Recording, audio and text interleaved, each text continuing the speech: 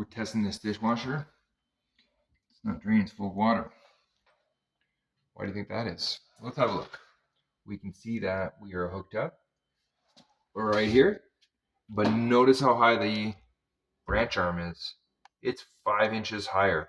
Now I measured it, it's approximately 23 inches. So the plumber made a little mistake here. What they should have done is not have that component right there, because that essentially lowered the entire branch arm and the P-trap, causing improper slope. So 5 inches.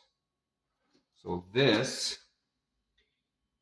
is due to poor planning, because they've got a deep kitchen sink here. Do you think the plumber should have just left it and hopefully no one noticed? This is what you get in Edmonton, people.